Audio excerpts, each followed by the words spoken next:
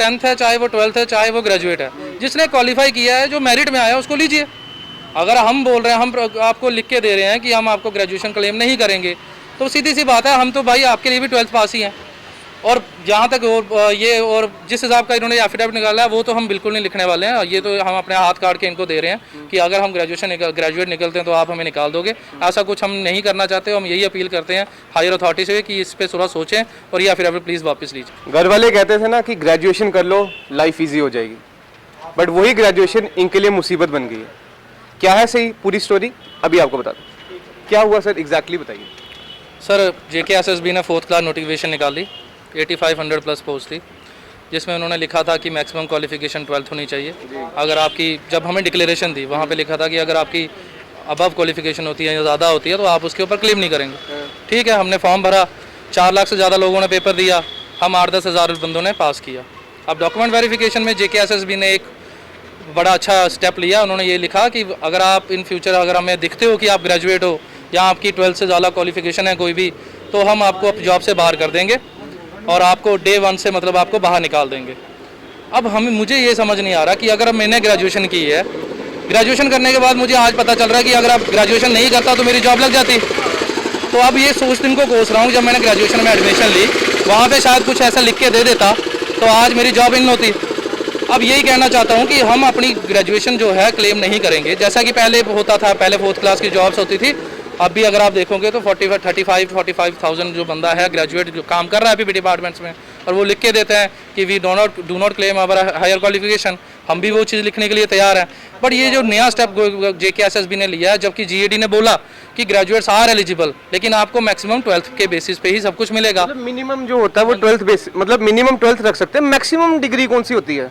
मतलब मैक्सिमम तो लोग PhD भी करें, उनको इससे क्या प्रॉब्लम है? बिल्कुल, जो सेंटर के एग्जाम होते हैं जैसे MTS के होते हैं, रेलवे के होते हैं, ग्रुप D के, उनमें यही होता है कि आप उनको एक पढ़ा लिखा यूथ मिल रहा है, वो तो अच्छी बात है। तो उल्टा मतलब उनके फेवर में बात हुई ना। बिल्कुल ये करना चाहते हैं कि जो मेरिट में आए हैं उनको बाहर निकालिए और जो नीचे हैं उनको उठा के लगाइए जॉब में। बस यही करना चाहते हैं कि जो लोग पढ़े लिखे हैं या फिर अपने दम पे अपने क्वालिफाई करके आए हैं उनको नहीं लगाना है हमने। हम जो नीचे बैठे हुए हैं, बैठे हुए आराम से, जो जिन लोगों ने बिना पढ़ाई करके एग्जाम दिए हैं वो लोग लग जाएं और हम उनका जो सब कुछ काम खिताब करते हैं। कोई हायर ऑफिशियल से बात करने की कोशिश की आपने? सर हमने सर 1 साल हो गए सर, हम कोई जवाब ही नहीं दे रहा है। 1 साल से हम सर कभी RTA लगाते हैं, कभी सर हम उनसे ग्रीवियंस में पूछते हैं। सर हमें GAD ने भी यहाँ तक रिप्लाई दिया है कि higher minimum qualification is 10th, maximum is 12th, however anybody has higher qualification than that can also apply. Sir पहले इन्होंने नोटिफिकेशन में कुछ नहीं लिखा सर। ऐसे हर साल, आज से 2008 में SRO 99 पास हुआ था, तब से जितनी भी रिक्रूटमेंट्स हुई है सब में यही लिखा जाता है मिनिमम 10th, मैक्सिमम 12th। उसका मतलब है कि मिनिमम आपकी 10th कंसीडर की जाएगी, मैक्सिमम आपकी 12th कंसीडर, उसके ऊपर की क्वालिफिकेशन आपकी कंसीडर। ये ग्रेजुएशन रखी क्यों हमारे जम्मू में? अगर यही सब नहीं है, तो सर, रखी क्यों है? मैक्सिमम 12th कंसीडर कर लो, इसमें क्या है सर? हमने भी तो 12th पास किया ना। तो आपका अब क्या कहना है कि हम अपनी ग्रेजुएशन डिग्री को मतलब वैलिड, उसको अनवैलिड कर दीजिए, हमें नौकरी दे दीजिए। हम उसके बेस पे कोई प्रमोशन का क्लेम नहीं मांगेंगे, कुछ नहीं मांगेंगे। हम ये एफिडेविट देने के लिए भी तैयार हैं। अच्छा। मगर ये बोल रहे हैं कि आप एफिडेविट दो कि आपके पास है ही नहीं कि 12th से ज़्यादा। अगर ये पाया जाता है कि 12th से ज़्यादा है आपके पास तो आपको बाहर नहीं। ये तो आपकी हरासमेंट हो रही है सॉर्ट ऑफ ना। सर ये हमें खुद समझ नहीं आ रही है किस तरह का लॉजिक है, ये क्या है। मतलब ये बात किसी को हम समझाते हैं तो उसको वो कहता है ये हो ही नहीं सकता ऐसा।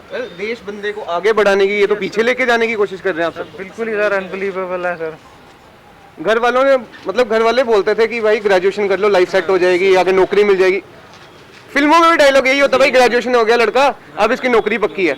ये तो उल्टा ग्रेजुएशन करके आपने अपने सिर पे स्यापा डाल दिया। वही लग रहा है, मतलब ग्रेजुएशन करके लग रहा है गलती कर दी है।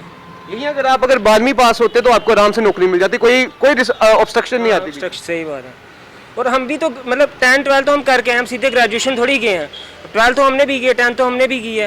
ये गवर्नमेंट का समझ नहीं आ रहा क्या सोच चल रही है, क्या इनकी नीति है, समझ नहीं आ रहा हमें। आप सबकी एज क्या है इस समय?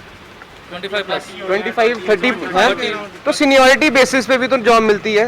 अब ये 18 साल वालों को जॉब देना चाहते हैं और जो हम 25 अबव हैं या 30 के पास पहुंचने वाले हैं उनको बोलना चाहते हैं और पेपर क्वालिफाई किया हुआ है, मेरिट लिस्ट में आए हैं, उनको बोल रहे हैं कि आप घर पे बैठिए। बस यही करना चाहते हैं। इनको एक क्वालिफाइड यूथ मिल रहा है जिसने ग्रेजुएशन किया, पर इनको वो नहीं चाहिए। 10th है, चाहे वो 12th है, चाहे वो ग्रेजुएट है, जिसने क्वालिफाई किया है, जो मेरिट में आया उसको लीजिए। अगर हम बोल रहे हैं, हम आपको लिख के दे रहे हैं कि हम आपको ग्रेजुएशन क्लेम नहीं करेंगे, तो सीधी सी बात है, हम तो भाई आपके लिए भी 12th पास ही हैं। और जहाँ तक ये और जिस हिसाब का इन्होंने एफिडेविट निकाला है वो तो हम बिल्कुल नहीं लिखने वाले हैं। ये तो हम अपने हाथ काट के इनको दे रहे हैं कि अगर हम ग्रेजुएट निकलते हैं तो आप हमें निकाल दोगे। ऐसा कुछ हम नहीं करना चाहते। हम यही अपील करते हैं हायर अथॉरिटी से कि इस पर थोड़ा सोचें और ये एफिडेविट प्लीज़ वापस लीजिए। तो इनकी यही अपील है हायर अथॉरिटी से। इवन एलजी मनोज सिन्हा भी देख रहे हो, हमारे जम्मू में इतनी अनएम्प्लॉयमेंट है और आपको एक ग्रेजुएट यूथ मिल रहा है, पर आप उसकी ग्रेजुएशन हटा के उसे 12th बेसिस पे जॉब देने का सोच रहे हैं। आप इनकी बात भी सुनिए। अगर आपको एक क्वालिफाइड यूथ मिल रहा है तो वह हमारे जम्मू कश्मीर की तरक्की में और सहयोग करेगा, ना कि उसे खराब करेगा। प्लीज़ इनके बारे में, इनकी जो अपील है इसको कंसीडर कीजिए और प्लीज़ इनके बारे में कुछ सोचिए और इनका मसला फटाफट से हल कीजिए। मैं नितिश भारद्वाज, कैमरा के पीछे है गुलशन।